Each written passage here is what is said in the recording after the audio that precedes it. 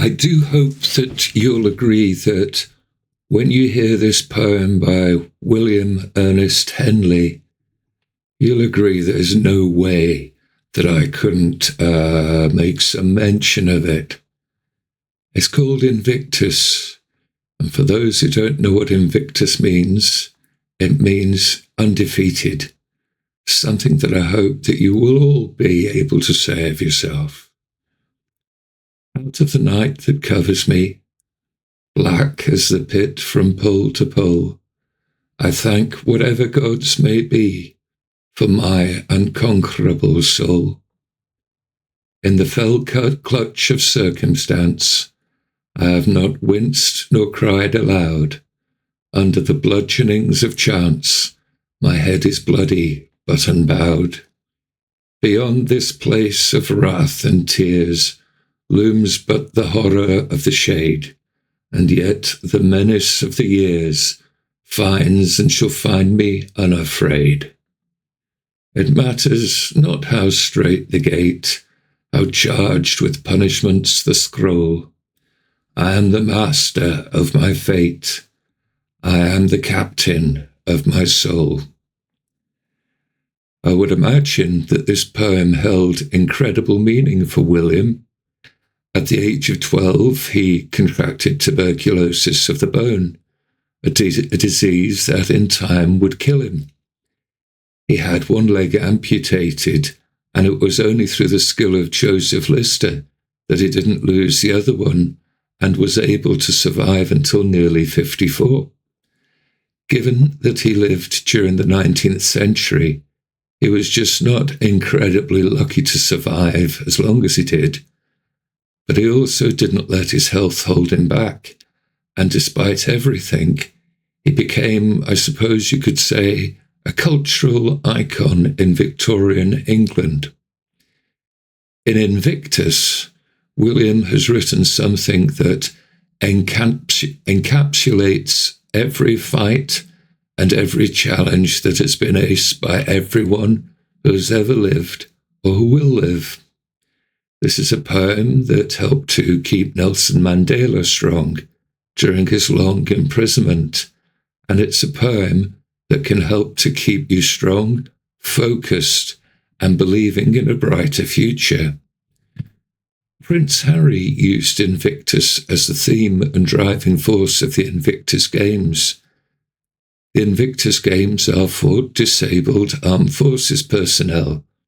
Think of it something along the lines of the Olympics, but a competition where those who compete have had a far harder journey and have had to fight much harder than able-bodied athletes. At the bottom of each page on the Invictus website is a powerful statement. We came, we saw, we're unconquered. Find that spirit inside yourself, and it is there. And who knows just what great things you will accomplish. You might not think that the spirit burns within you, but it's there, and it's there in each and every one of us. You just have to believe and open your heart and soul to it. You are the master of your fate. I realize that you could argue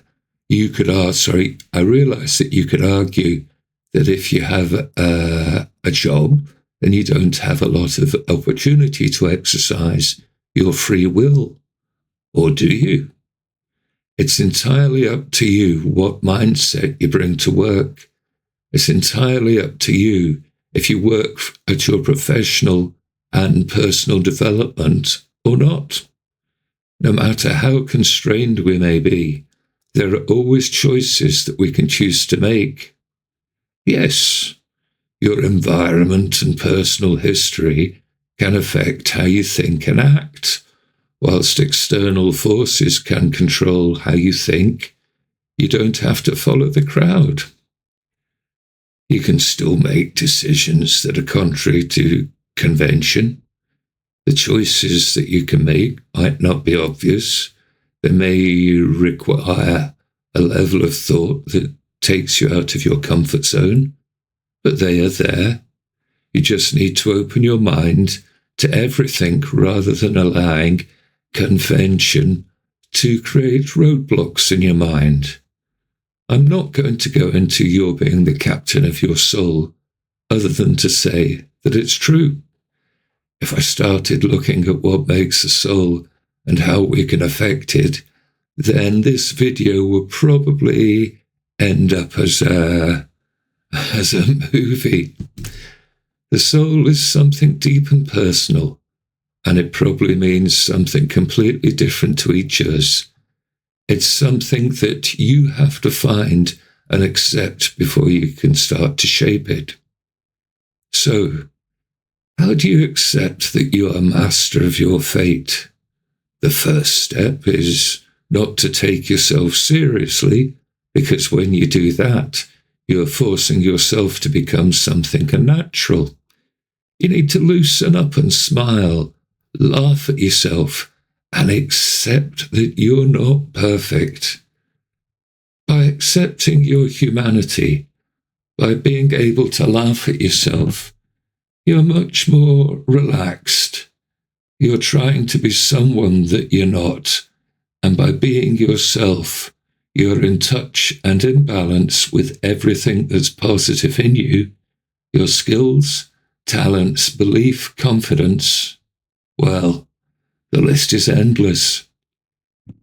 The people who can smile at themselves can smile at adversity.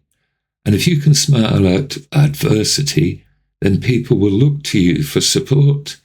And when they look to you for support, they're looking for direction, which they believe that you can give to them.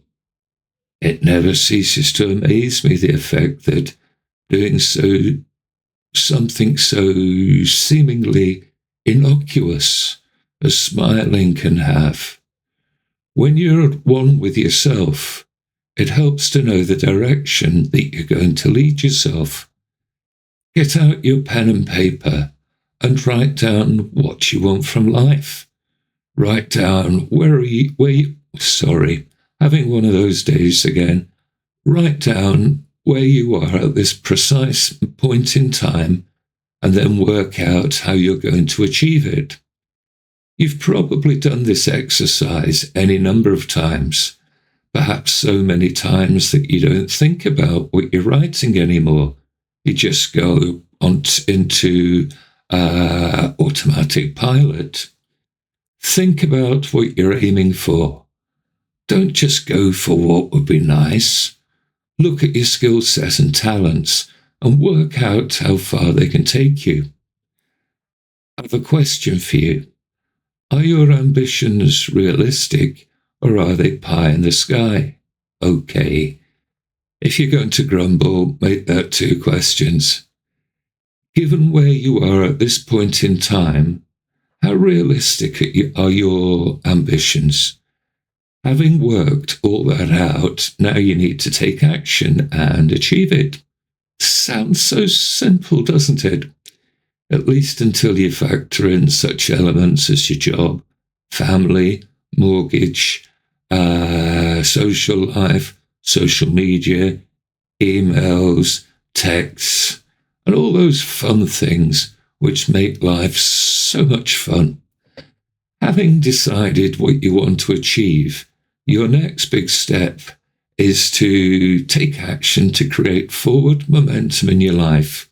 Or do you procrastinate your life away? Committing to your goals is a huge commitment. You're signing up to something that will come to fruition a long time into the future. And in the meantime, there are all these short-term distractions that are trying to lure you into their tender embrace. We're becoming a civilization where our personal future can take care of themselves. We want immediate satisfaction, and we want it now. So, do you fall at the first hurdle, or are you able to choose to stay on the straight and narrow? We've all got so many commitments that it's hard to see just how it's possible to be master of our fate let alone the captain of our soul. But in everything that we do, no matter if it's at work or at home, there are decisions that we can make. Let's say that you've got an awful job and you, like everyone else, just turn up and count the time until you can escape for home. You can choose to be negative about your job, and you can allow your negativity to drag both you and your performance down. On the other hand, you could be a rebel and be positive. Instead of dreading the start of your working day, you can see what you can achieve, whether it's in productivity or in raising your colleagues up to your level. You can choose to motivate and inspire those around you. You can choose to develop your mind and professional opportunities by pursuing every scrap of training that you can get your mind on. The negative you will remain stuck in your purgatory of a job, whilst the positive you will have grown wings to fly. Whether or not you can be master of your fate depends on how you condition your mind, because it's your mind that will either hold you back or raise you high.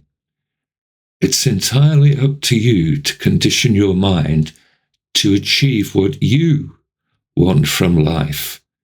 Scientists and philosophers can get quite sniffy on the subject of free will, but I would say that's what comes of taking yourself too seriously and believing that you can empirically explain everything about life and the universe.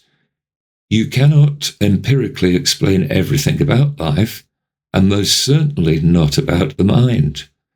Our minds are fantastically complex things, to which there is more than anyone currently realizes. But then, my friend, it's good to have some mysteries left in the world. No matter what life throws at you, you have the power to rise above it, but you have the power to choose to do so. Our minds love the easy life, and as I've mentioned before, I'm certain that goes back to our earliest times. Our minds prefer to go with the flow because that means the least amount of work for them. Choosing something out with your personal world means work for your mind, and as such, it tends to guide us to the easy route. If you want to exercise your free will and be master of your fate, then you have to rebel against your mind and retake control of it. You have to bend it to your will rather than have it exercise control over you. Where you live, your personal history, circumstances, and commitments all have a call on what you can and can't do. Despite all that, you still have a choice. It might not be a clear choice, but it's there. Invictus. Right, my friend. Until the next time, keep living.